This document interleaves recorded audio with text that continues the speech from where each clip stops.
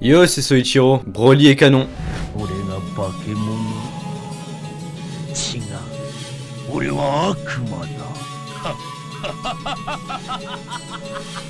Ouais, l'info est tombée, on sait maintenant qui sera l'antagoniste du prochain film Dragon Ball, et il s'agit de Broly. Bien évidemment, ce n'est pas le Broly des films 8, 10 et 11, tout simplement car on ne peut pas replacer les événements des films dans la chronologie. Du coup, chez la Toei, vu qu'ils ont vu que Broly est probablement le personnage le plus populaire des films, parce que oui, il y a quelques mois, il y a eu un sondage sur les ennemis les plus populaires de Dragon Ball au Japon, et devinez qui est arrivé deuxième? Broly. Bah ouais, et vu que Broly est populaire au Japon, mais aussi dans le reste du monde, le rédacteur de Toriyama a suggéré que Broly apparaisse dans le prochain film Dragon Ball. Voilà. Bon, je sais pas si ça s'est remarqué avec mon écriture ou avec mon ton de voix, mais je ne suis pas du tout emballé par cette news, je suis même extrêmement déçu. Pourquoi? Parce que Broly est un personnage mythique de Dragon Ball. Personnellement, le premier film sur Broly, c'est-à-dire le film 8, fait probablement partie de mon top 3 de mes films préférés Dragon Ball. Le second film, le film 10, est par contre pour moi moins bien, mais reste quand même assez bon. Et enfin, le film 11 est pour moi assez bof. Et si je ne suis vraiment pas content de son retour, c'est tout simplement parce que je fais clairement une overdose de Broly. Personnellement, les deux premiers films suffisaient et on a eu le troisième. Là, on peut se dire c'est bon, stop, on a tout exploré. On l'a vu revenir dans une grande partie des produits dérivés, mais bon, c'est que des produits dérivés. Ensuite, on a eu Kale.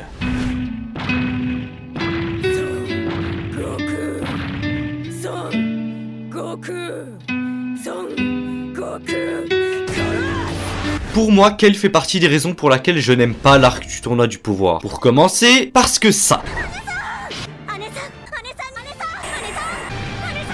Nul.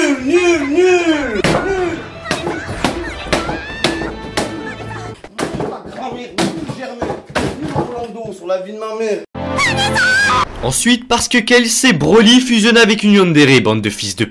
Les mêmes attaques, les mêmes phrases que Broly, mais fait par un personnage qui a autant de charisme que Kaguya dans Naruto. D'ailleurs, ce personnage a été écrit par Tadayoshi Yamamuro, mais pas par Toriyama. Et ouais, je viens de faire une transition exceptionnelle pour parler de...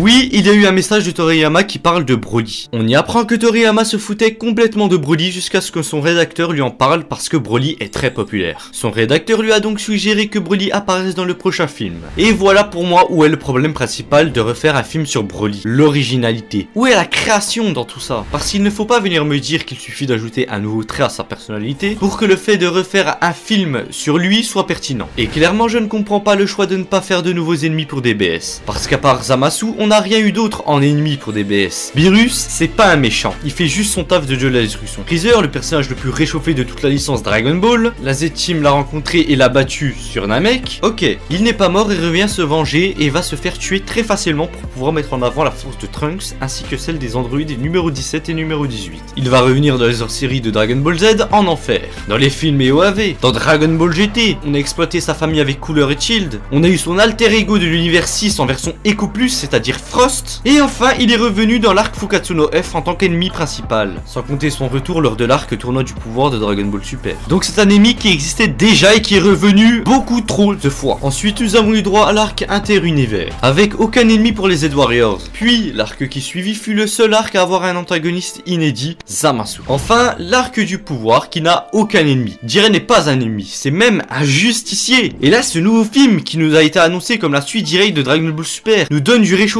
Alors certes, ce ne sera pas le même Broly que dans les films des années 90, c'est vrai. Mais quand même, c'est chaud là. On nous fait une sorte de reboot du personnage. Et merde, pourquoi ne pas faire un nouvel ennemi au lieu de nous faire du vulgaire fanservice? Car oui, le fait d'introduire Broly dans la chronologie signifie clairement que c'est le fanservice qui l'emporte sur tout le reste. D'ailleurs, vu que l'on a eu Broly canon, finalement je ne serais pas étonné qu'il rende canon Gogeta, Bojack et d'autres personnages des films OAV. Après tout, ce n'est plus l'auteur original, c'est-à-dire Akira Toriyama qui décide des choix scénaristiques de sa série, mais plutôt la Toei. pareil, qui est toujours avide d'argent et qui est toujours prêt à détruire nos séries préférées pour la simple et unique raison de se faire de l'argent. D'ailleurs, je vais conclure avec une phrase, cette vidéo qui s'adresse aux personnes qui sont pour le retour de Broly et qui n'aimeront probablement pas cette vidéo. Quand nous allons voir une œuvre, que ce soit un film, une série ou autre, ce qui compte, ce n'est pas de voir ce que nous voulons, mais c'est de voir ce que l'on a besoin de voir. Et clairement, nous avons besoin de nouveaux antagonistes pour Dragon Ball. Il n'y a qu'à voir le cas de Zamasu, qui a clairement marqué les fans, au lieu de nous donner ce que nous voulons voir, c'est-à-dire du vulgaire fanservice.